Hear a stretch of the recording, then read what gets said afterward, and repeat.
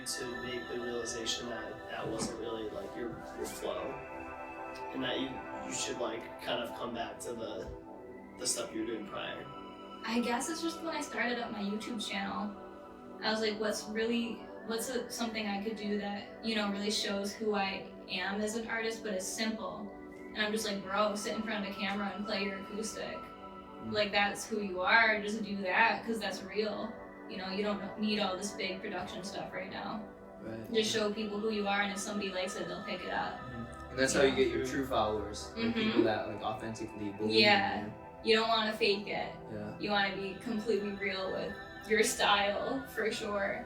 Especially image. I struggled with my image for a while because I was trying to be all these things. Yeah, and that's what happens when you see like, oh, Ed Sheeran, Lady Gaga, this is what I gotta be looking like. Right? Yeah, and I feel like that can be good and bad, because when you're comparing yourself to all these like quote unquote famous artists, you think that you have to follow their look or their style or their path exactly.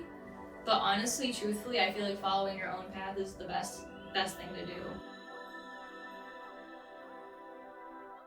5, 4, 3, 2, 1, 0. What's up, everybody? Hope you're all having a lovely day.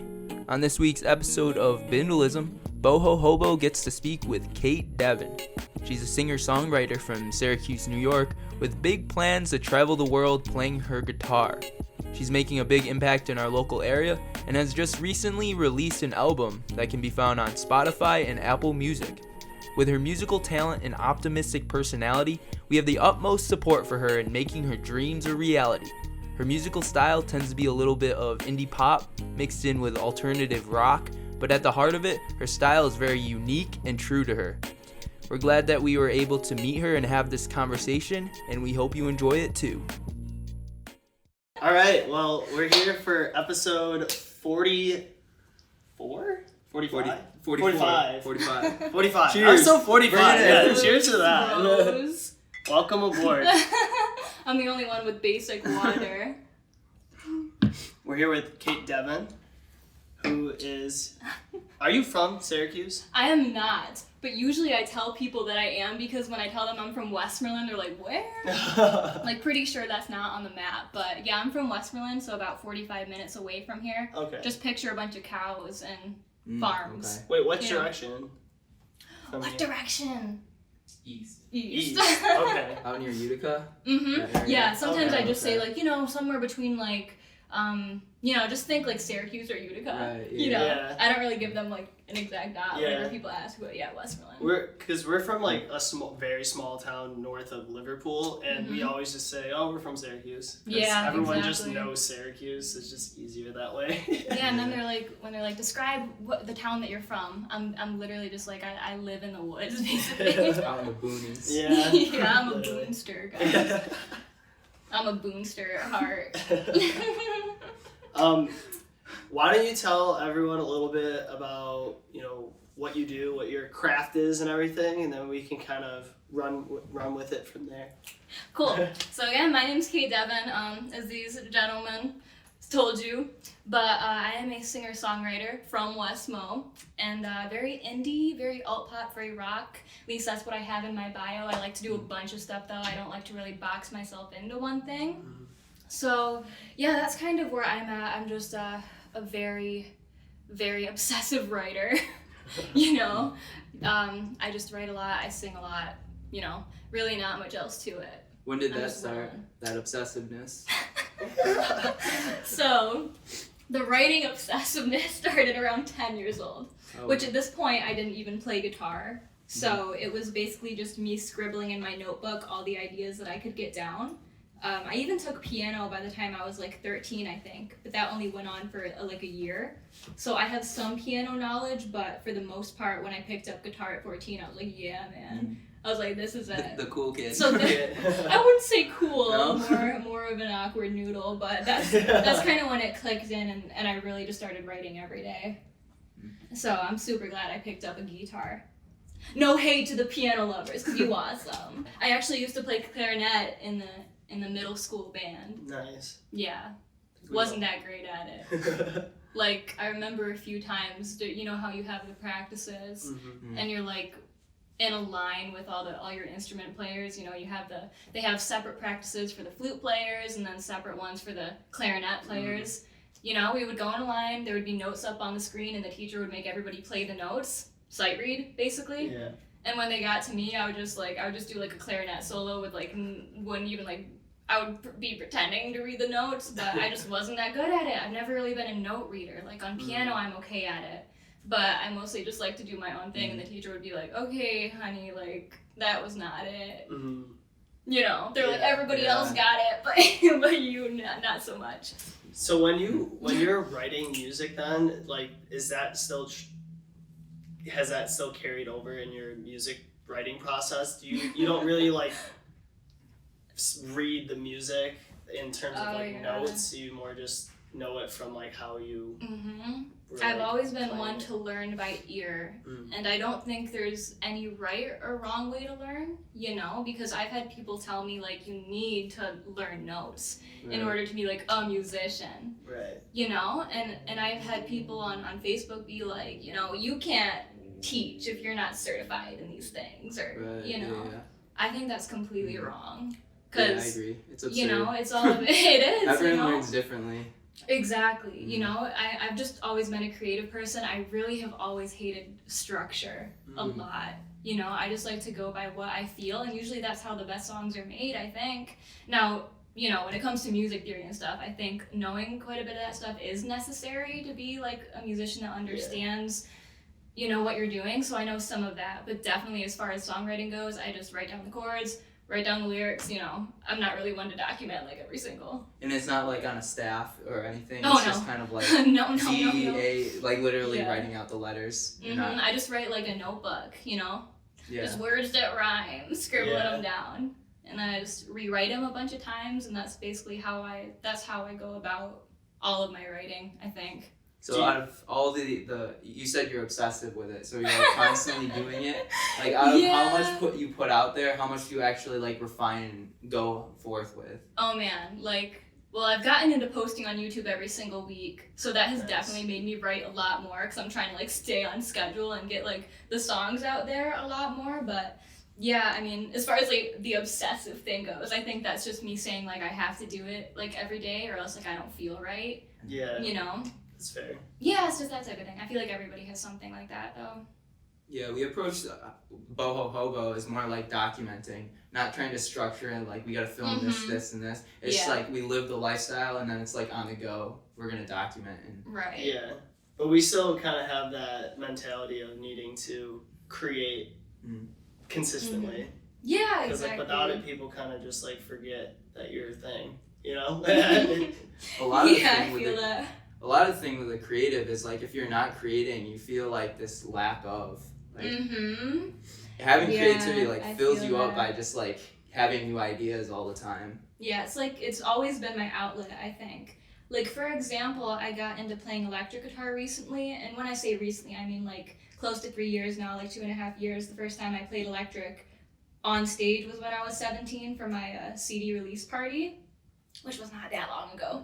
I'm 18 now, and I've spent like a lot of time just learning the modes on guitar, which is theory, kind of, sort of, I guess, and just learning how to solo, because since I was 14, I've just been an acoustic strummer. Okay. And, you know, I've been doing like a lot more of the rocky, like, you know, actual like making leads type of stuff, and I've really enjoyed that, but for a while it kind of took away from my actual like songwriting. So I've just recently got into like writing every day again. And I feel like it's a big difference, you know. It's like I enjoy the instrumentation of it and writing on my electric and stuff like that, but I think at heart I'm like a really an indie singer-songwriter, like at the base of all of it. How do you, when you're writing music, do you tend to create the lyrics first, then the song, or vice versa? Or is it like a mix? Like, yeah, I'm so glad you asked that, because I get a lot of people on Instagram asking me this, like, how do you go about writing your songs, or like, do you have any advice for writing songs? And I'm like, honestly, I don't have any like specific advice to give you, because everybody does it so differently, but for me, I do melody and lyrics at the same time. Okay. Yeah. So like when I'm coming up with lyrics, I can already like tell how I want it to sound, and that's kind of how like you make the structure a bit easier in your head. I actually find it harder to write the music first and then write fill it lyrics in with over lyrics. it. Yeah. Yeah, I feel like it kind of has to be like simultaneously doing it, Right. you know? But a lot of people, they come up with the melody first and all that stuff and then write the lyrics after. So me being Which- ignorant to music theory, what exactly is melody? What does that mean? Let me come up with some technical terms to make me look smart. Yeah, it's like I said, I'm really not huge on music theory, but I don't know. I mean, I guess I don't really have like a good definition for you of what like melody is, because, you know, I tend to just think of it a lot more, you know, like carefree, like woo. But I can say that I've always been a very melodic person, you know. I mean, as far as like take electric guitar, for example, there's a lot of like shredders out there that are like know so much music theory and are super skilled and super like good at what they do, you know. And then you have the players that are more like melodic, you know, and like I don't want to say less technical, but you always have those people that are like, what takes more talent, being melodic and having really good melody, or being like super technical and super shreddy? I've always personally thought that like being like shreddy and super technical is harder. But then I have people on my Instagram that are like, you are so talented at guitar because of how like melodic you are and like the melodies that you come up with, like your leads are so good because of that. I feel like And to myself, I'm like, I don't know, guys, like I would really like to be more technical and more shreddy. Yeah. You know? I feel like melody is like when she's referring to like shredders, like I think of like a hard rock song with like a crazy like riff and like Or prog, yeah. you know, like really prog. whereas like melody is stuff. more like something a little bit more catchy and like it's like Upbeat. it's like A a little good bit hook. nicer to listen to. You know, like you remember it in your Yeah. head. Like if somebody were like hum that back to me, Right. they can, you know. Yeah. Like that's the type of stuff that I write, but I'm always striving to be more technical as well. You know, I really try to hammer all the technical stuff into my head. So really catching up on the theory for sure. When I think theory and when I think modes, I think of patterns like up and down the neck. You know, Right. I don't think specific notes. Yeah. You know, Interesting. which is totally different from what some people do. But I think that has good carryover when you're playing live, doesn't it? Because you're not really like you just like go in that flow of it. You're not actually like trying to pinpoint this is what I gotta do. Yeah. It's like if you're in a band, let's say, and you're just good at note reading, and then you try to just play without the notes, without You the sheet can't music, play. you're a goner, you know. Unless you have extremely good muscle memory. Because Right. a lot of musicians, you know, especially if you've been playing a long time, that's a part of how I've learned too, is just having really good muscle memory. Yeah. You know? So it really, like, everybody's so different. That's why it's so tough to talk about, like, music sometimes, because they learn so differently. I mean, like, when you mentioned that, I was just thinking, like, I played trumpet throughout Trumpet school. squad. I Yeah. don't play trumpet, but cheers. And I did solo fest throughout, you know, school, and Mhm. so you have to, like, memorize Right. the songs. So I in did that NISMA. sense, Yep. you take reading sheet music, and then you actually have to, like, remember every note. But when it was like band music, where I didn't really care that much about it, like if they pulled the music in front of me, like I probably wouldn't remember how to play any of it Right, because I'm not practicing to memorize it. I'm just practicing How to to sound read it, good right. while I read it. You know, Mhm. so It's a totally different approach. Really. yeah. But like Yeah, for sure. Definitely. I think it would be like a good idea to build the song by, you know, just like hearing it out and stuff, because then you just like are naturally remembering. I mean, some of the greatest guitarists that I've ever heard don't consider themselves great at music theory at all. Like Sarah Longfield, for example. I don't know if you guys have heard of her, but she's like a monster on guitar, like inhuman, you know? Yeah. Like people like Jason Richardson, I'm sure he knows a shit ton of music theory for sure. But you know, like I said, everybody's different. You know, something that I'm always trying to get better at. Yeah. I like that about music, that hmm it's just like a spectrum of different approaches. Yeah, you can learn To the from same end everybody. goal. You can Yeah. learn from everybody and anybody. You know, it's one of those things you always have to have an open mind for, because every single person you talk to is going to have a different approach. You know, so there is no wrong or right way. That's interesting. Yeah. So you said that you picked up the guitar at the age of 14. Yep. What Yep. what kind of led let's kind of go back to young Kate. What kind of things led to you being interested in kind of going down this music path? So strange because I don't want to say I was like a troublemaker because I definitely was not. In my eyes, I was not. But like I said, I've never liked structure. Mm-hmm. So if you take it way back to elementary school, I was that weirdo that was trying to. I remember this one instance. I had this thing called the sticker store. And I would just, I wouldn't actually sell the stickers because, what was I, 5?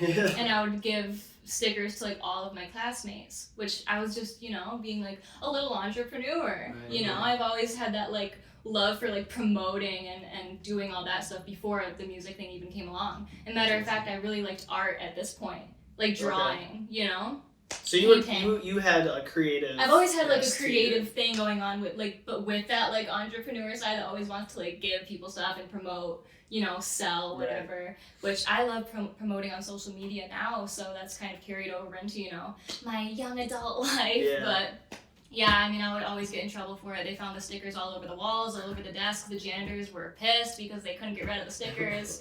I was always doing stuff like that in elementary, always. So I've always kind of been that type of kid, just kind of following my own rules, not disrespecting the rules intentionally anyways, because I was really young, but I've always just kind of had that compass to do creative stuff regardless of what anybody thought, trying to build teams around me and that kind of thing. I don't think that's changed, In the real world, those are good skills to have. But when you're in a structured setting like school, they will not like it. They will not like it. But that's what makes us different. Anyone who's on a entrepreneurial or artist creative journey, we all can attest to the fact that a structured something that is structured that everyone tells you have to do, we're just don't vibe. Yeah, I just yeah, it's so crazy. I have so many stories daycare even. Daycare, seriously. I remember putting on talent shows for the kids, and I was the same age as all the kids anyways, but I was guys, we should throw a talent show, and I would do a bunch of these and everything, but the daycare owners never really liked it, and I was always just kind of, I remember making this one art project for the talent show. Oh my goodness. This is such a staple in my weird noodle self. I made a ham sandwich out of cloth, and it was supposed to be this super cool piece of art, abstract. And I think the daycare owner either threw it away or put it in the attic or something like that before the art show I was trying to put together even went down or something like that. So I don't know. I feel creative people always take the most punches when it comes to stuff like that.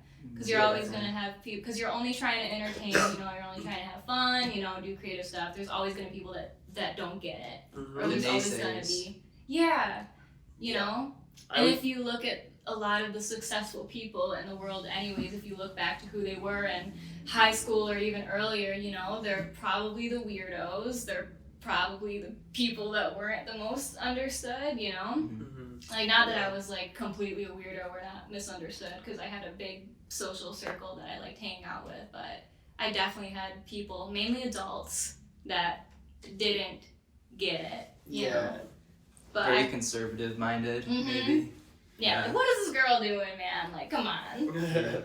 Let's be real here, It's always kind of been like that. Did you get that from your parents as well? No, and that's I think has played a huge role in my music where it is now, because my parents have always been so supportive of everything that I've done, music-wise. Even if some other people weren't so supportive, they were always on board with it. So I think if they hadn't been on board with it, maybe things would have been a little bit different, because I wouldn't have the opportunities that I have now. So I completely, wholeheartedly think that my parents were, a huge push in, what I do, for sure. Are they in the creative space, too? No, and that's the funny thing about it. My dad's, a contractor, and my mom is, visiting nurses. Oh. So they're definitely not really involved in music or art or anything. I mean, my dad used to do a lot of poetry, so not so much anymore, though, They're not really. That's interesting. Yeah. Do you have any siblings? No, only child. Okay. Yeah. I'm just trying to like understand kind of where the creative flow comes from, or if it's just unique to you. Yeah, I've never been a sports person. Like, not to say that sports people can't be creative, obviously, but you know, while a lot of my friends were into stuff like that, I was just not. You know, I was just coming up with stuff all the time. That's so cool. I mean, that's definitely like a skill that most people don't even have, or wish they had. Right, the ability to create as like frequently as you do. It's a curse and a blessing. Yeah. Because when you're not Blessing creating, and you're curse. like anxiety starts setting in. Yeah, definitely, for sure. I feel like every artist understands the way that works, you know? Yeah. I like catch myself sitting down for a minute to like watch TV or something, and then immediately after like 5-10 minutes I start thinking about, Me too. should I be watching TV right Me now? too. I have this thing where I feel so guilty to watch TV that every time there's a show on that I like, which is The Bachelor, I don't really watch any other shows. That's good.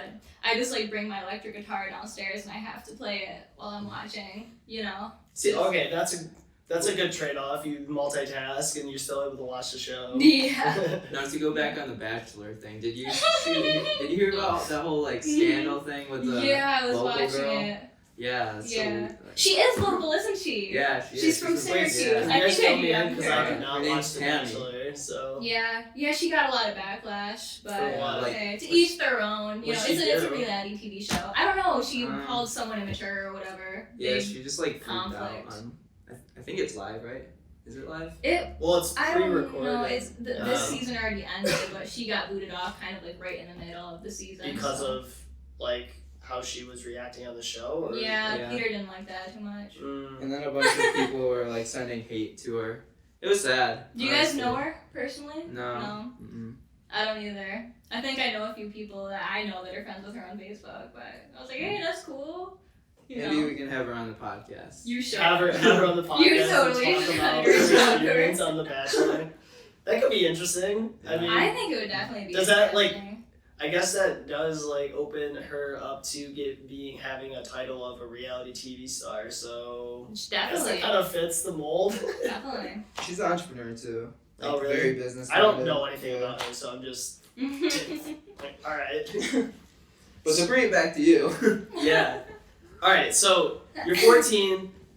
What was like the thing that got you to buy the guitar, the first guitar? Were you like thinking about it for a while? Oh my or, like... gosh, I haven't thought about this in so long, but there was an exact reason why I wanted to play guitar. Literally. Do you guys watch The Voice? Mm-hmm. Do you remember Sawyer Fredericks? He lives semi-close to here. I do. I went to see him once when he came back. I had like, Pretty good. yeah, I had such a huge crush on this dude, and I remember during one of his voice performances, he had a bunch of acoustic guitars behind him, and I was like, okay, I need to play guitar now. Like, I need to play guitar, you know? So, yeah, it was just because I was watching The Voice and really liked the dude, so I was like, I'm gonna pick up a guitar now. Oh, nice. Did you sing prior to that? Mm-hmm. Okay. Yeah, I definitely sang. Totally different style, but I did sing. What was it like when you first started playing guitar? Like getting into that music space?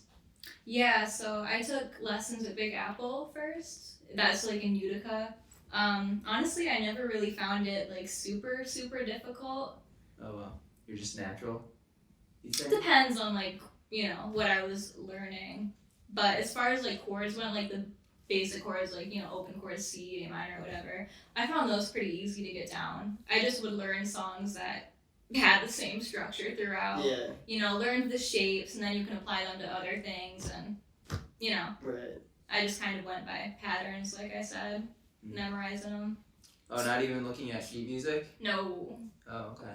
So very Hell no. early on, you were just kind of like off the cuff. I mean, like when I Yeah. learned, I used to play guitar. I haven't played in a while, so like I honestly can only play like 2 songs. But like I just learned like you just see the tabs, see like what chords are being used, and then you just you know what the song already sounds like. So it's just like hearing it out to figure it out. Would you be making your own songs during that time, or just be like playing tab? Oh wow, okay. Yeah, I would be writing my own songs. Like, I mean, like I said, I was writing since I was 10, so I would take some of those songs that I had written, like, without the chords, and I would, like, kind of sound it out and apply the chords to the songs that I had already made, which most of them were indie pop, you know, so they were like 4 chord progressions. It was really easy to kind of like map out and figure out. So that's kind of how I started with that. But yeah, just covers, basically learning stuff like that, which it was kind of a blend of the two at the time.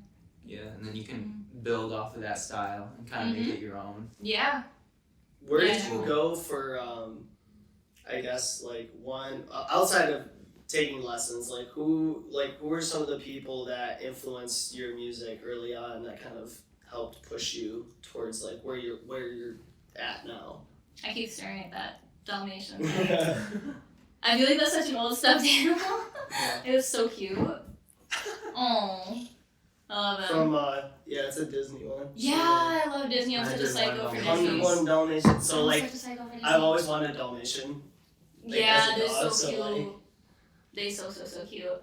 Can I'm you, so sorry. I got so no, distracted. you're good. I love it. that's how your mind is, though. It's Yeah. Take in the room. That's why I have all this stuff. I'm a Gemini too, so I just have a talking problem. It just it never stops. That's like the split personality kind of thing. Right? It's like, oh my gosh. Yeah, Gemini. But yeah, so what's your question, sir? I'm so Oh sorry. yeah, no, you're totally fine. Like important influences in your life Right. that help push your music. Yeah, it's like I don't want to say the same answer every time because on yesterday's interview with CNY Live, which shout out to them, they're really cool. I would say like Ed Sheeran and Taylor Swift and maybe Alanis Morissette, people like that, because Ed Sheeran and Taylor Swift I have been listening to since like way back. You know, so I'm trying to think. Lady Gaga, I've always really loved her because she's very artsy. She doesn't really care what anybody thinks. You know, so as far as like kind of more contemporary pop music goes, I would say like the people that I just mentioned, probably the biggest ones. Now though, I don't know, I think my music taste has gotten a lot broader. Like I was in a hard rock band like a few months ago. Getting close to a year actually. I can't believe how Oh yeah. fast time flies. Yeah, and that was very like Hailstorm style, even though I was originally acoustic indie pop, which was a huge change for a lot of people in the area to see me do. I mean, a lot of people weren't with it, I can say that, because they know me as this, you know, indie singer-songwriter that plays in bars, you know, and They're like, what do you do? they don't want me to get all metal, you know? And for the time being, I think it was completely the right decision to do. I mean, have I changed since then? Yeah, I've kind of reverted more towards the indie pop thing again, because I think, you know, I had to kind of go in a circle to figure out, you know, who I am as an artist right now. But yeah, I think it was good because it really improved my guitar skills. I played solos on stage and stuff like that. Was that through a Divinity Reign? Yes. Yeah, okay. And Devin Divinity stood for Devin. So it was kind of like a Hailstorm thing. So was it you that created the group? Mm-hmm. On your own? Oh, okay. Yeah. It wasn't like you joined into it. Yeah, well, actually, it's kind of a funny story. Like Zach over here, him and his friend were gonna put together a group, and then it just kind of became like we were searching for members, and then it kind of became the Divinity Reign thing after like 4 members. You know. Okay. So is that still currently? It kind of sort of is. I mean, I recently did a collab on the West Coast with Jared Dines, which he's like a metal YouTuber. This was at the time that I was really pushing the hard rock / metal thing. And I did a cover with him of Nothing Else Matters, which if you search that, you will find that my eyebrows were quite the show. Like, I still think about it and I'm like, oh dear. Like, literally, I would like box them in so much. I mean, I thought it was grungy, I thought it was cute, but the comments will say otherwise, so... Yeah, I mean, it's fine. I was literally like dying in the hotel room and I was like, oh my god, like I should have listened to these people because I was like doing my makeup in his bathroom and it was so dim and I was like, oh my god, like these are gonna be some dark ass eyebrows. But and then he was just kind of telling me like, you know, I really like what you're doing, and you know, kind of his vision of, I'm talking about Jared by the way, kind of his vision of what he thought I could kind of do as an artist. And at the time I was thinking of moving. So I was out there? Yes. Okay. So I was kind of under the realistic impression that maybe the band wouldn't last if I were to move. You know, so I kind of went into the solo artist thing, really reverted back to my songwriting, becoming more of that like, because here's the thing, when I was in the rock band, or I was trying to make it a metal band, I was really trying to write a lot of metal sounding songs. And I am an indie pop artist at heart. You know, I would say rock too, definitely very rocky, kind of like Pink, you know, or Avril Lavigne sort of thing. And I would really just try to shape myself into this. And then after the band ended, I realized I was like, like I was really trying super hard to be something that maybe I wasn't truly. So now I just feel like, you know, ever since I've been writing every day, I kind of reverted back to, you know, who I was really truly as like a raw singer-songwriter, you know, without trying to make it fit into that metal box. Because it's like, girl, you aren't metal. Maybe you can play metal on the guitar, but vocally I would not consider myself metal. Got it. You know? Or even as far as my songwriting goes, I think I'm really quite more contemporary or pop or something like that. I feel like that's good though, as a musician, to like explore those different avenues. I'm so glad I explored it. Really, I don't have like any regrets at all. Yeah, if anything, it made you a better artist in what you are like really good at, and just kind of reinforce that. Yeah, it's all about self-discovery, man. You gotta figure out what works and what doesn't in order to really be your best, I think. And if you're always in your comfort zone, it's like, what's the fun in that? You know, I had to go out and play those guitar solos on stage, and maybe butcher a few of them in order to get better. You know, it's like at least I had the guts to do that to begin with. Yeah, I think it's being okay with potentially failing in whatever you want to deem as failing. Yeah, and I do not think that band failed either. We got along so good, played a lot of big shows. We played our own headlining show at the Lost Horizon. Nice. And you know, sometimes they still join me on stage for the bigger gigs, and we keep kind of those more like pop rock, or like just straight up rock songs. You know. Yeah. Because I feel like instead of trying to go full on metal, like that's really not true to who I am. You know. Yeah. And as someone like who's listening is trying to gain a sense of like clarity and maybe understanding like who they are. Like, what would you say when you're kind of like navigating through this experience? How do you know like, oh, this is what I should be doing as opposed to this? Do you have like a sense of awareness with that? I think, sorry if I'm saying like a lot or like like girl, but you seem pretty well spoken. Thanks, but yeah, I just think if you have really good intuition about what you should be doing, go with that.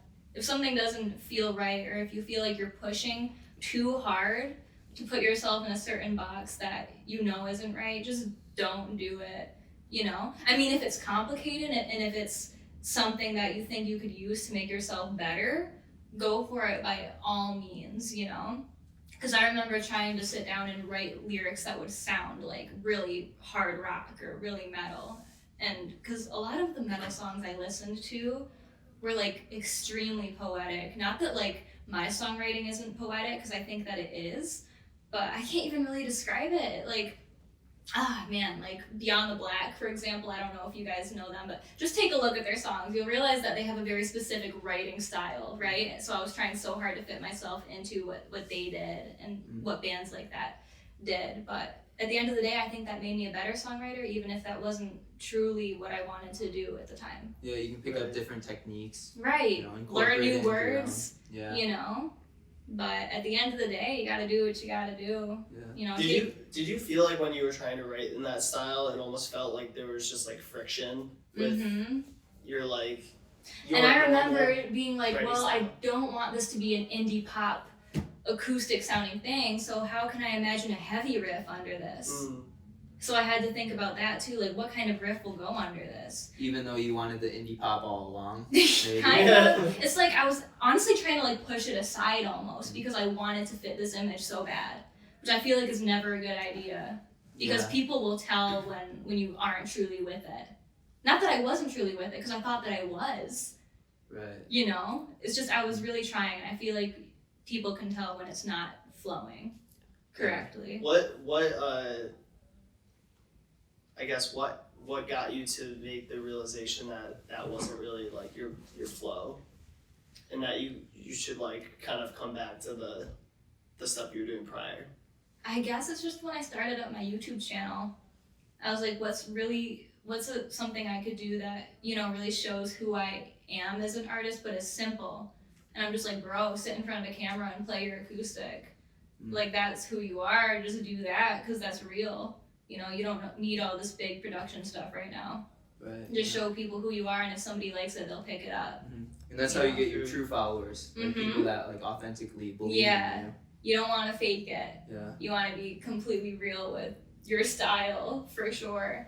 Especially image. I struggled with my image for a while because I was trying to be all these things. Yeah, and that's what happens when you see like, oh, Ed Sheeran, Lady Gaga, this is what I gotta be looking like. Right? Yeah, and I feel like that can be good and bad because when you're comparing yourself to all these like quote unquote famous artists, you think that you have to follow their look or their style or their path exactly. But honestly, truthfully, I feel like following your own path is the best thing to do. Yeah. Because that ties into like music theory too, you know, kind of like along the same lines. Everybody will tell you something different in terms of what to do. So why not just like make your own path instead of following what everybody else does? Right. Like you can definitely take like themes and aspects them. of those different influencers, but obviously making it your own. Well, truly, also just making it your own in the long run is probably gonna serve you a lot better than copycatting, if you will. Yeah. Or like imposter syndrome. That's probably better. Because I think that you see imposter syndrome just like in any thing. You don't need to be a musician. Imposter syndrome. It's just like the lowest hanging fruit, you know? It's just so it's always there. Yeah, and the weird thing is that every single like cover song or whatever that I've done, I feel like I've had people say that they think that I am intentionally trying to make the song my own, when really I'm not. I've just always kind of had that, like when I learn a song, I just immediately add my own style to it without really thinking about it, you know? So I've never really been one to copy anything exactly. I want to like make it my own thing. Lots of times subconsciously though, it's like I don't think about it. It just turns out to sound different than the original. And a lot of times that's when it's the best. It can be when it's just like right off the cuff and I just try not to think about it too much. I know that like in like a singer competition shows, they encourage that, like what you're doing, as opposed to someone just singing it exactly the same as how it sounds. Right. Because some people are so good at that and they're so skilled at doing that, and there's nothing wrong with that. I just think personally for me, I just would really hate to make something an exact copy of something else. Right, yeah. You know, because it's like, where's the originality in that? You're just gonna turn into a cover, like a cover band for the rest of your life. Yeah. Oh, I would hate to be a cover band, man. I mean, some people definitely make a career out of it, but I don't No, you definitely don't can't. think You do you. Yeah. You do you. But it doesn't sound like that's at all what you're trying to do. No. So definitely not. What are you trying to do? Like, what's the future vision of Cait Devin? I think, I really just think that I just want to see where it goes, because I have an album coming out on March 25th, which is completely acoustic. Ooh. It's completely unplugged. I did all the instrumentation. I did all the vocals. I wanted something that would be really authentic. You know, I didn't want a full band. I didn't want, you know, any electronic stuff going on. And I'm gonna put that out there. I'm gonna see how that does. Regardless of how it does, I think that, you know, I'm proud of that decision for going that route. I think I'm gonna stick with that. Just stick with the indie songwriting because it's easiest for me. You know, it doesn't feel like I have to put in a ton of effort in order to make it happen and to have it be like good. Right. You know, so I think just an indie, alt pop, you know, alternative rock artist. Just imagine like Ed Sheeran with an electric from time to time, ripping some solos. So are you just going under your actual name? Cait Devin. Okay. Yep. Cool. Yeah, I saw your Instagram, the change from Divinity Reign to Cait Devin, like total rebrand almost. But you know, you still kept the images obviously. But you're free from a label then? You're totally independent? Yeah, I am independent right now. I might have some exciting things coming up the next few months with some people that I have contacted, which nothing is confirmed yet, but you know, I'm going to be traveling to New York City, you know, stuff like that, just figuring everything out. So that's exciting. And if anybody's in the city, I have a show at Rockwood Music Hall on April 5th, which is a Sunday at 4 p.m. and there's no cover charge. So I highly recommend you come out and just squiggle around with me because it's gonna be fun for sure. Oh yeah. Yeah, I'll keep everybody updated on those, with all my socials, which like CaitDevin.com, spelled CaitDevin. Everybody spells it like Kate. Yeah. Yeah, so that's an exciting show I have coming up. I'm definitely very, very stoked for that one. So what is is there a name for the album? Yep, it's just called Cait Devin Unplugged. Oh, okay. Originally, I was just gonna title it Cait Devin. But do I see every album being acoustic? Not so much. I just wanted to start out with this to be like, hey, this is me completely. Gotcha. But I put unplugged in parentheses so it can be like, hey, this is just me strumming. Cool. Is there like a story you're telling in this album, like a theme to it, or is it just kind of a collection of different ideas? Yeah, I would say it's more of just a collection. Some songs I wrote recently are on there, and some older songs are on there. Like, for example, Cold Blooded was actually recorded with Divinity Rain as a full-on, pop rock song. But I kind of stripped it down and put it on this album as well, because it's always gotten a really decent response. So I was like, why not just slap it on this album too, If people like it, don't want to take it away, True. It's a good idea. Yeah, I feel like a lot of those band songs I'm going to kind of rework. So, obviously you just finished this, so... Yeah, I recorded it in a week. Damn. It was a lot of work, yeah. Are you, planning, a bunch of shows around this album? Or, I guess, what's your process with that now that you're putting that out? Yeah, I do have some shows coming up. March 20th, I'm going to be at the Fire Arts and Music Festival, which is completely showcasing female artists and female businesses. It's going to be a house packed full of a bunch of really empowered, awesome females in music. And then I got April 19th, I'm going to be at Funk and Waffles for Leading Ladies Night with Jess Novak. Cool. And then the other show I have is June 5th at Piggy Pat's Smoke and Ale House, which is in New Hartford. So those are the only shows I have lined up right now. May is kind of a blank slate right now because I want to kind of work everything out going on in April with the album and everything. Or April, it's not even April, guys. Come on, I'm skipping to spring already. But yeah, I'm planning on going back to the city in May. So I wanted to kind of keep that open, see what venues have some dates. Right. Yeah, I might play the Nest in Brooklyn and some more Manhattan shows, which takes a lot of planning for travel and everything, so. I know we haven't hit on this, but do you do your music full time, or are you doing any other jobs or anything like that on the side? Kinda, sorta. Music is my full-time thing, but here and there I have done some movie stuff. I was a hand double for one of American High's films. There's a bunch of people who live here that... Yeah, I was an extra in one of those films, but originally they had me to be a hand double for the main character, Madeline Brewer. She was on The Handmaid's Tale. I got to hang out with her in the trailer and stuff. It was really cool. They didn't end up using my hands, obviously, because, in show business, sometimes they don't have time for things. They like to keep it rolling, so they ended up just putting me as an extra, but I had to learn her guitar songs and everything just in case she needed a close-up, because she had a week to learn that. But I think she killed it. I think she was good. So to keep I was I think you got this. Yeah. One of the struggles of artists is to keep yourself financially sustained. So you're always just finding random gigs, basically. There's no set way of going about this if you're trying to pursue your passion. Yeah, it's I'd like to say this. It's good to have a plan, but at the end of the day, it's being a musician. There really is no set plan as far as financial stuff goes. Yeah. At least as an independent, because you gotta book yourself a lot of gigs, which some of those gigs can pay really, really well. So at least for a side job, that'll give you some income. But full time, I'd imagine it would be extremely tough with a lot of dedication. Because I'm actually still living with my parents right now.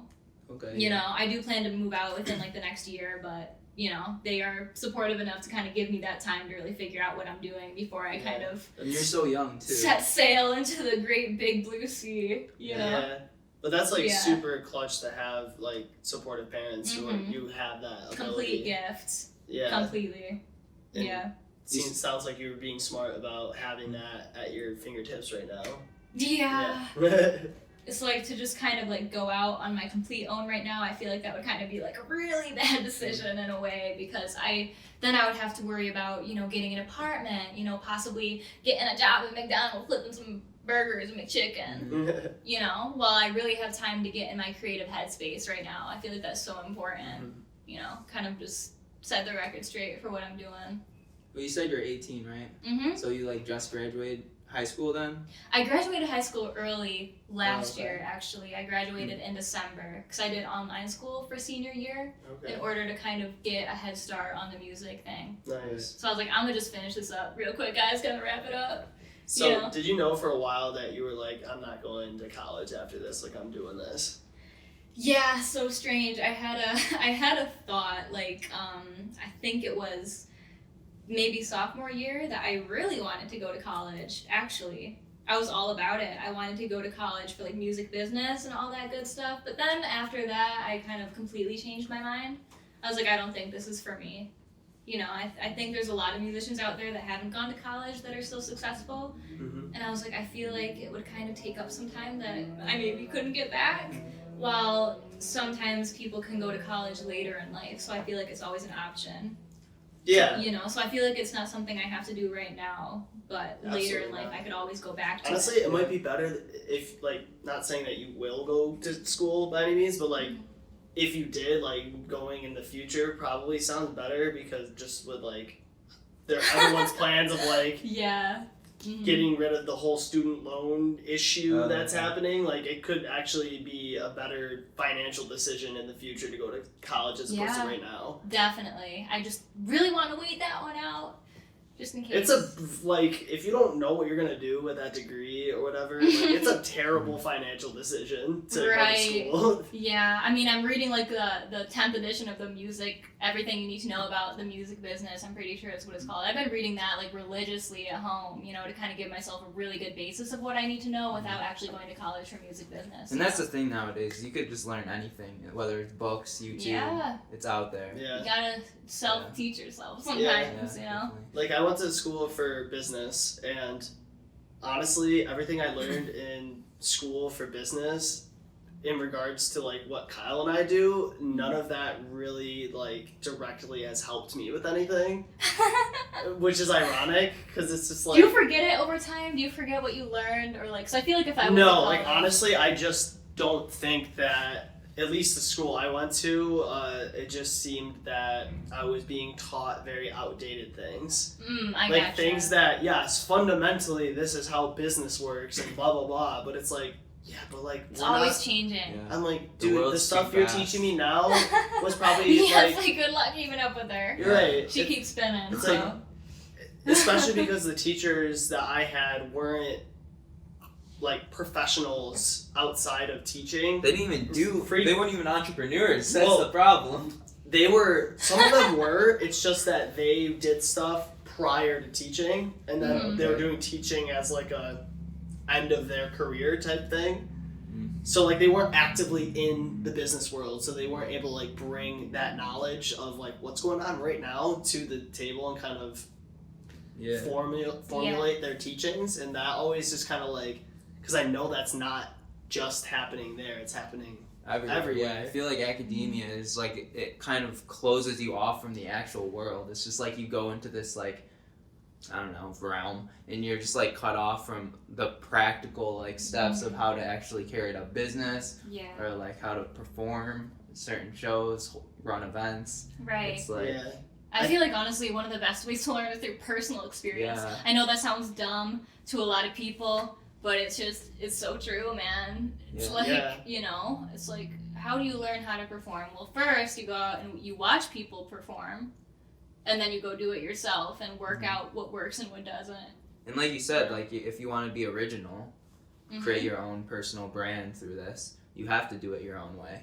If you're trying to, you're trying to replicate someone else, it's not going to be you at that point. Yeah, exactly. So fuck I college. hear Even though we both went to college, fuck college. Honestly, I feel like now that I'm 2 years out of college, I just think more that I did it for my parents than anything else. Because, like, Yeah. I mean, yes, the job I have now is directly related to the fact that I have a degree, but I don't see myself using my degree to that advantage for much longer. So it's just interesting. Yeah. Kind of just depends on what you're going for. Like, if in terms of networking, college is a great Oh yeah. place sure. to go to. But you don't even need to go to college to do that. You could just be friends with people at that college and then Go to the college parties, be like, yo, I don't go here, but like it's Good. really a lot Right, easier than literally. you don't even have to go there. yeah, that'd be funny. Like That would definitely be funny, for sure. yeah, how do you go about networking with people? Like, do you go to events and stuff specifically to meet people, or are you just kind of? I've literally never been to one of those networking events. Surprisingly, I mean, I network a lot online. Like, anybody who knows me even a little bit knows that I am such a huge, like, self-promoter. And sometimes people frown upon that, but my whole outlook on that is it's fine to self-promote as long as you support other people, too. You know? Yeah. It's like, if you want a follow, you better follow them, you know? But only, like, make connections that you think are genuine in the long run. You know, I just reach out to a bunch of different musicians, people in my niche, I guess, what you could say. Which is like the indie pop kind of thing. Yeah, or just, you know, acoustic strummers, like shredders, whatever. I like a really broad, it's like just because I don't consider myself to be like that, like metal chick, like so much anymore, which I still have some shred collabs coming out, which are quite heavy, but it's more of like a side project. I still like to connect with a bunch of different people in a bunch of different genres just because I'm a music lover, like in general. So online, you know, definitely I talk to everybody that comes to the shows for sure, because you want to show that you're actually appreciative and you don't want people just sitting there, you know, go up and talk to people. So basically I've just met a bunch of really cool people with valuable relationships to me just by, you know, being open and learning from everybody, getting a bunch of advice, you know. Support. That's another thing to think about too, as far just as mutual like, support, really. If you come in as like an expert and you're trying to like tell people what to do, they're gonna close you off real quick. Oh yeah, you have to be open. Nobody likes a person who is way too opinionated. Yeah. You know, which is good to have opinions. It's good to speak your mind, but you know, you always want to be very accepting of everybody. Yeah, listen first before maybe judging. Right. 100%. This is like not directly on this topic, but what would you say is like, I don't know, like the most, like the event story, something that's happened with your music that you're like most proud of, or like most excited every time you like think about that thing happened?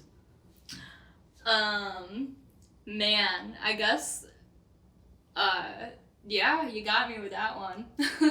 I'm really trying to think of something that was like, oh my god, I did that. I did make it to the finals of the Sammys a couple years ago for People's Choice, which I didn't even have a record out at that point. So, and that was like out of over 100 musicians and bands that I got to that point. So I'm proud of myself for doing that, for really like pushing myself as far as the promoting goes. That collab with Jared Dines, I'm really, really happy about. You know, I messaged him over Insta and we made that friendship through that, and I flew to the West Coast, did that collab. The video has around like 500,000 views right now. Damn. So I'm very proud of that for sure. Even though if it was a comedy of my eyebrows, at least I was in it. You know, it's like, just shit. more publicity too. Right? It's like, maybe I should just go back to those eyebrows because they got so much attention, guys. Like, I'm not even kidding. Like, half of the comments are like, bro, those eyebrows are about to fall off of her face, man. Like, what? But yeah, I am definitely proud of that whole entire experience because it was an experience. You know, he's this relatively known YouTuber that I got to hang out with and chill with, and that was really, really cool. And then the stuff that I have coming up, I'm super proud of accomplishing, though I really do not, you know, just, you never know what could happen, so I don't want to like dive in and talk about it like too fast, but I do have some like industry reps that, you know, I've kind of reached out to, that have kind of taken some interest in some of my music. So, you know, just I continue to kind of push myself to make those connections. So I guess I'm always proud of myself for doing that, you know? Yeah. I mean, and also you're like, I'm not saying that you're like super fresh into it, but like you're in the very early steps of your Very early. music career, so like Right. Something that's happened now, like give it like even shit a year and you may like have something even crazier happen than anything you've had up to this point. So Yeah, so much can change in a year. So I'm always thinking about that and what I could do next. I think a really important part of it too is while I'm doing something, I'm always one to think like 3 steps ahead. Mm-hmm. So like, what am I gonna do after this release, or like, what am I gonna book after this show to like be even better? Yeah. You know. And then you try not to let the past haunt you and keep you moving forward. Yeah. Do not let the past haunt you. yeah. But that's Best the advice. beauty of just always thinking ahead. You know? Right. Just gotta keep Future it moving. You know, Yeah. you really gotta lock in what's important and what's not. Yeah. Yeah. For sure. Literally. So outside of music, what exactly do you do with your time? Is I it love always that. music? I don't do anything like aside from music. If I'm not doing music, I'm just promoting. Oh wow. Like period. I think if music didn't exist, which would be terrible by the way, but if it didn't, I think I would just be a promoter or something like that, or something to do with social media. Because a lot of musicians don't like doing that, like the promoting aspect of it. But for me, I feel like I have trouble balancing the two, like practicing writing, promoting, practicing writing, promoting. You know, because I just really like the whole social media thing going on. Well, you're Yeah. definitely very talkative, and you like put yourself out there, and that's just like a perfect Yeah. hand in hand. Yeah, you know? it's like, I don't know, I guess I feel lucky for enjoying that part of the industry, you know, I mean, it 'cause helps that's 'cause you don't. that's what's gotten me to the point I am at now. Like, I think I just reached 10,000 followers on Instagram today, Nice. which for me anyways is a milestone, you know, Yeah, to a lot of people that wouldn't be a lot, but, you know, just keep expanding the network. Yeah. Really. That's all I do besides music. I just type really fast. I'm a pro typer. What they call it, keyboard warriors. The new band. We are the keyboard warriors. Who would you say is the most famous person that has actually like answered a DM of yours? I guess I am like social media pals with some people that could be considered famous in some niches. Is that even the right word? Niche? Yeah. Niche. Yeah. What, Shit. Everybody pronounces that differently, but I'm pals with Andy James through social media, which he's a famous guitar player, which he's brilliant. If you haven't heard of him, I highly recommend that, which we might be doing a tune together sometime soon, depending on his schedule, but he is very, very good. Jared Dines, obviously. Angel Vivaldi. I'm pals with him on Insta too. Yeah, a lot of people from the guitar world I have connected with through Instagram specifically, but they follow me and stuff, and yeah, those are a couple people that come right off the top of my head. So, yeah. Just trying Like, to I'm gauge sure your there's style others. here. This is just like a pretty out there question. But like, Go if you for were to it. have a concert right now and you were to like dress up in like you the most original kind of outfit you would wear, what would you wear? To Oh that my gosh.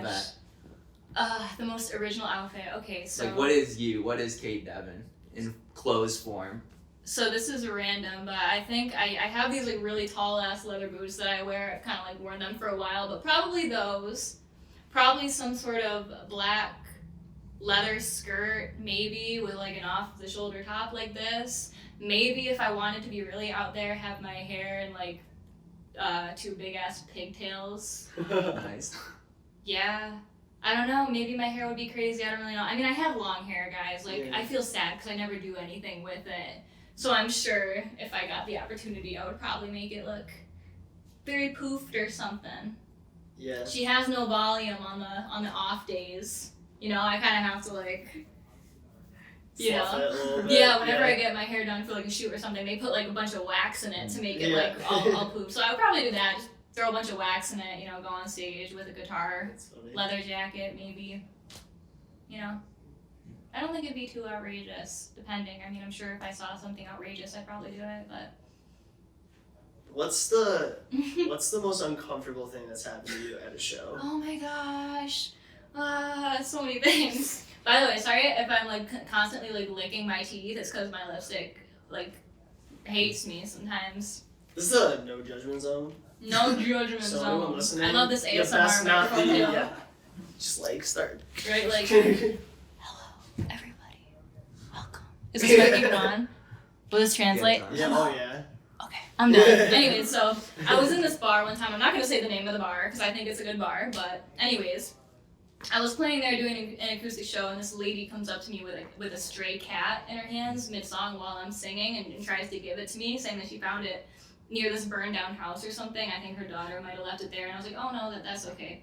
So she just sets the cat down and starts walking around the bar or whatever. This possibly, I don't even know where the cat actually was. Right. Very raggedy, you know, looked like it hadn't been in a house for a long ass time.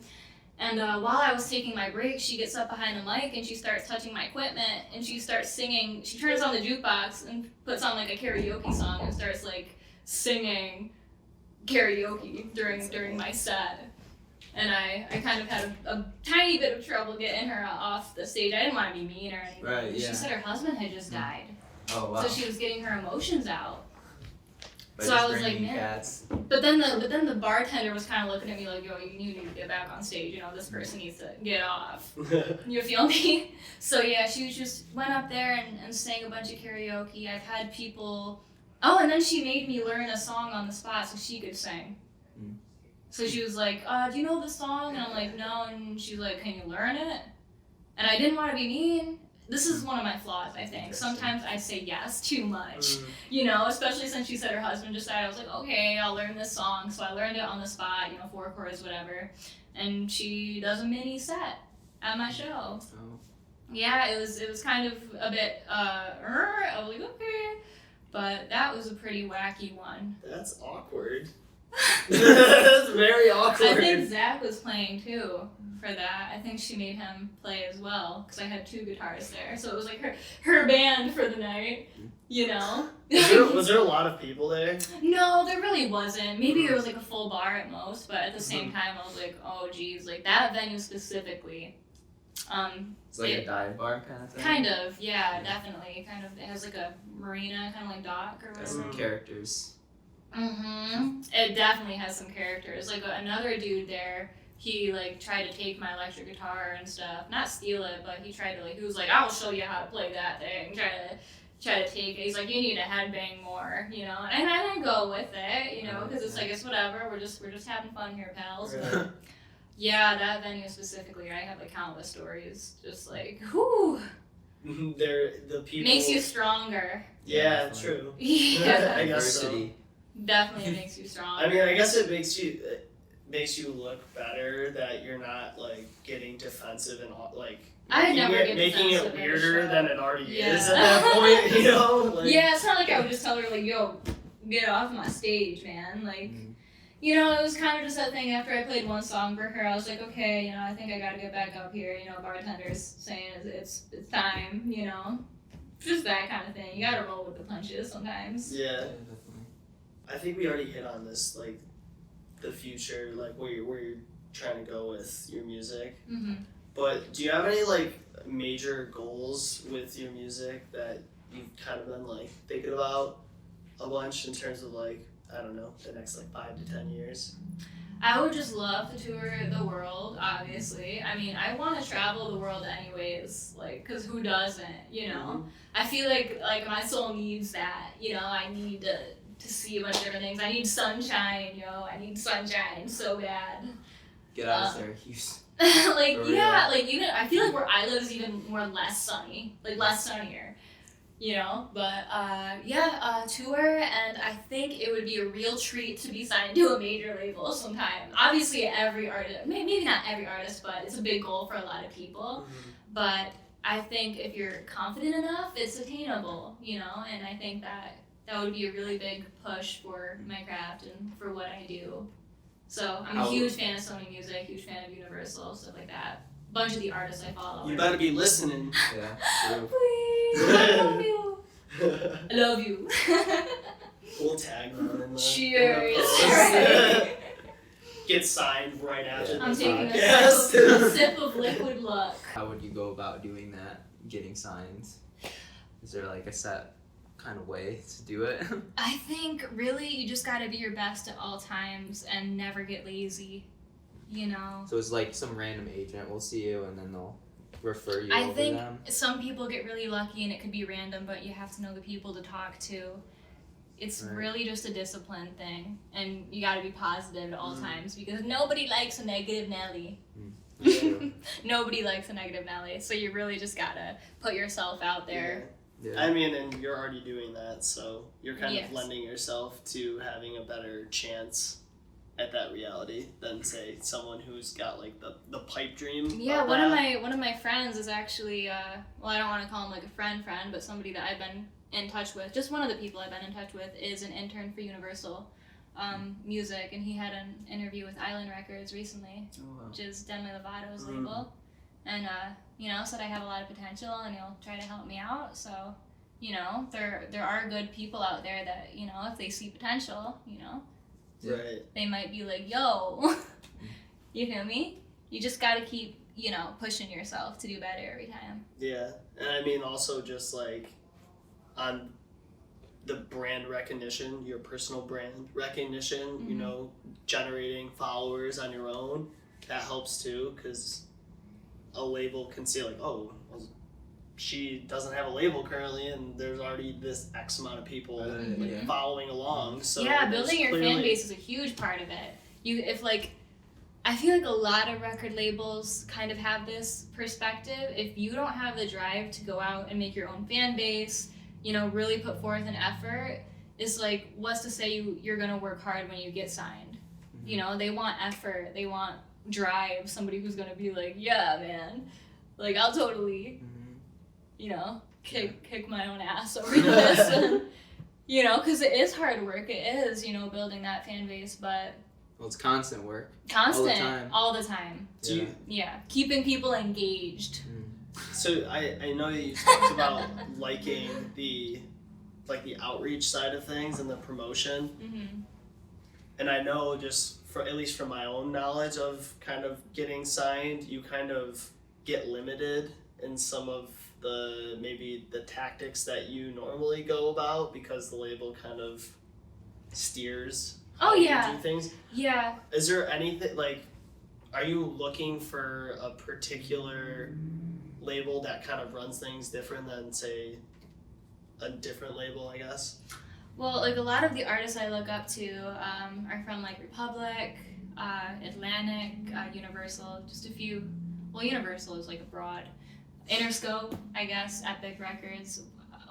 Every one of these labels, what they have in common is that they're just so good at what they do, obviously, because they are major labels. But as far as being limited goes, I feel like it's a give and take because you really got to trust them that they're gonna really do what's best for you as an artist.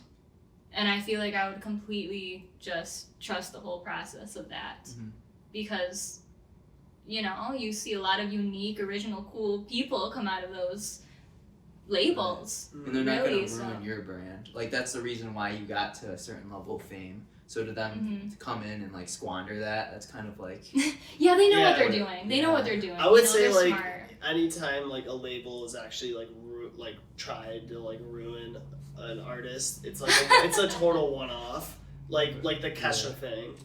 Like Yeah, that was Kesha. totally a one-off. Like I don't think all like what happened with her. like her label agent, whoever was like in charge of like her music, basically was like suppressing her ability to create and made it impossible for her to. I think there was like some sexual harassment things going I on feel like in there it was some too. mistreatment going on for sure from what I've heard, but look at her now. Yeah, she was She- like not trying to be in the label at that point. She's a completely different artist now, for sure. Her sound is completely different. She has an amazing voice, obviously, Yeah. so She went from this like pop star to this like raw like. she can belt. actually is. She is talented. She's Yeah. it's She can way definitely more belt. accurate to who she is Yeah. as an artist than what it was before.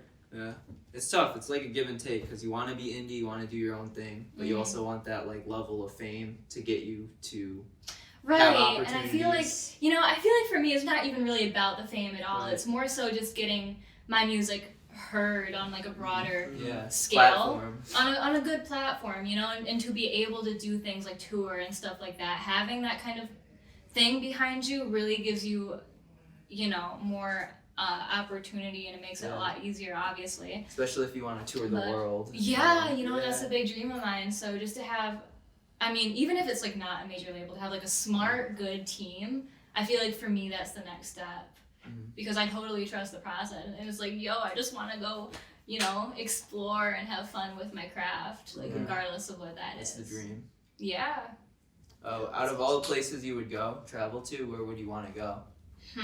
I really want to go to Germany to see the castle. I don't know how to pronounce it, but it's what the Cinderella castle is based on.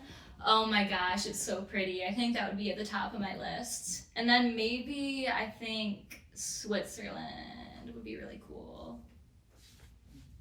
Europe, anywhere in Europe. I think. Europe's just a cool place. Just like so many like historical buildings that are I still love historical chilling, buildings. that are like old. Egypt too. Oh my god, it's so magical. Would Thailand.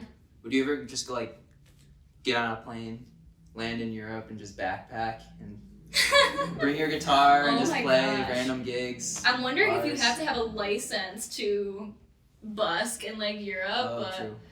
yeah, that'd be interesting because I would need a PA in order to play a bar because people talk very, very loud regardless of the bar that you're in, because usually when you play bars they're looking for background music and stuff like that, but busking on like the historical streets of Europe, oh my goodness, That'd be awesome. that would be neat. Yeah. That would be really neat. Imagine just like sitting at the base of the pyramids and just Oh my gosh. playing. Yeah, wow, that'd be so nifty. Yeah. But like that's what's cool about music. You can take it wherever you like want to, really. Yeah. Yeah, like really truly like fame, money, like It's not more really, about not the goal. More about the experience. Experience, I just live for experience, I just want to like live on a much broader scale, do a bunch of different things. Level up. Level up that experience. Yeah, it's like once you climb one ladder, there's always going to be another ladder, Yeah. There always is as a musician, so you just got to keep climbing. So we didn't hit on this, and it's something I always like to kind of understand more from like the human experience side of things. Like with your music, what kind of messages are you trying to like share with your listeners? It is what it is, guys. like I'm gonna just be honest. It really is what it is. You just gotta like really own every experience that you go through and like every emotion. I put so many emotions into my songs. So many emotions. I try to be as vulnerable as possible. But I feel like that's what music is about because, I've had a few people say like you're kind of like more of a stoic person, a little bit. But then when it comes to my music, it's so like, it's got all this bitch's feelings. You feel me? So just, do you, be yourself. And I know that sounds very generic because anybody will tell you that, but it's very, very true. Because I think that's how you'll get the farthest. Well, that's why it's generic. Because it's true. Yeah. It just keeps getting repeated. Yeah, everyone wants to hear this, like, what's the new thing that's going to get you? Like, what's the secret? There's no other secret. Like, no, it's like, I wish I could make reality. it. I wish I could make it, like, more of a, interesting answer, but... No. As far as, like, oh my God. emotions go, as, like, a music artist, you're, like, kind of in the realm of embracing all emotions. You have to, yeah, because how is it going to be interesting if you don't? Right. So as far as, like, how you approach, like, maybe mental health, your own mental health, like, how do you get through negative experiences to keep going? Like, there's times we go through hardship, Yeah, there's definitely times, but for me, after I write a song, I just instantly feel better. And I feel like when it comes to stuff like depression, you really got to give yourself a fighting chance because, really simple things sometimes. Like, I know sometimes it can be really severe, I'm not trying to, like, downplay it or anything, but you just got to get sunlight. Just gotta do what makes you happy. Make sure you're around good people too, for one, because if you're not around supportive people that don't really understand what you're doing or what your goals are or what you want, it's really gonna weigh you down even if you don't think it does. Yeah. Because I've definitely been around people like that. Because I'm a person that's constantly trying to support, but if people don't do that in They're return, just taking from you. yeah, and if they kind of just are negative to begin with, you just don't want to surround yourself with that. So I feel like it's kind of more of a I don't know, it's like an environment thing. Yeah. It's a mindset thing. I always say that, like, you are a product of your environment. So if you feel, if something feels wrong with Probably how things are going, You gotta then trust your you gut, gotta start thinking about Mhm. who are the people you're hanging out with, where are you hanging out, like where are the places you're going. You know, there's so many factors Yeah. that There are many factors. you could start like what kind of habits are you showing, like, you know, you're like, maybe I should stop doing that, maybe I should stop hanging out with that person at that place, and and it takes discipline too to break out of habits. Yeah. And I feel like that's what a lot of people don't like, is because once you get so set in a certain mindset or a certain way of thinking or a habit that you know is unhealthy for you but you keep doing, you know, a lot of people are gonna not put forth the effort to actually change it. It's uncomfortable. Keep reverting back to, you know, the same things that in turn are not good for them. So so at the end of the day, it's really a whole entire mindset thing. You really gotta just, you know, the mind is a powerful tool. So what you think, it's like a fake it till you make it sort of thing. What you think will eventually be what it is, you know? It's kind of cool. It's like you're engineering your own mind. And as artists, creatives, we're all like constantly kind of having in that self-reflection mode. We're like trying to analyze our thoughts, emotions. Yeah, it's like always self-reflect, you know? And it's okay to feel any way at any given time. You just have to be disciplined enough to like get yourself through it. Yeah. And actually like change, like actively try to change the way you think. Because if you don't try, it's like you're not even giving yourself a fighting chance, you know? Yeah. If you're just sitting around like it'll never change, it probably won't. You also said, like, you know, it's comfortable to stay in that state, but like no one ever innovated or made like improve themselves by being in a comfortable state. Like you have to put yourself in uncomfortable situations. You get molded. Yeah. Because like it's uncomfortable because it's not something that you're doing currently, so you have to learn it. It's like learning guitar. Yeah. You know. I mean, simple as just going to the gym. That's not comfortable. But if you keep going to the gym, you have muscles. I hate you know. I've never been to the gym, and like I'm not athletic, so I would not know what to do for sure. You know. So if we're talking about challenges here, I challenge you to go to the gym. I would love it. Honestly, like I've been telling myself, like, I'm getting on my grind, yo. Got my protein powder and all that good shit. Where's protein? Yeah. Just get on the treadmill for like 10 minutes and see how you feel afterwards. Probably very out of my element. I hate Probably out of breath, let's be real. Most gym things I'm like, even maybe you might like take something from that experience and be able to like, incorporate it into music. Like I breath just become work. butch That's AF. Go walk out with some big ass muscles. That'd be so lit. See, now that's a perfect example. That'll never happen. Swole, just like like man, this girl's.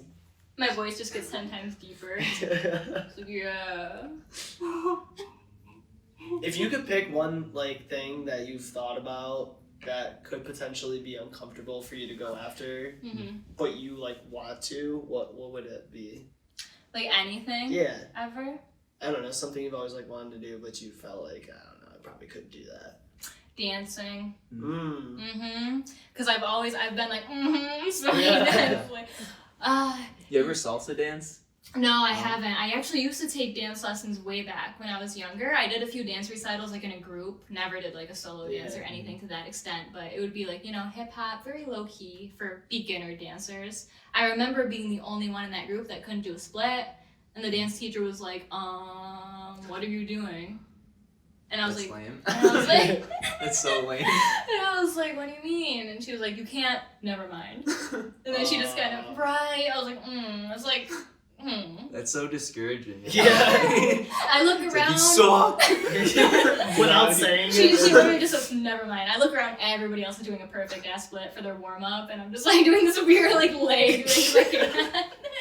Yeah, that's always been me though. I'm always like the odd noodle, but yeah, I used to take dance lessons. I am so comfortable with my guitar. I feel like it's my second body, but eventually I want to be able to put it down, you know, really be comfortable with, you know, possibly doing some of that. Because I feel like people who dance, they just kind of walk and they talk differently.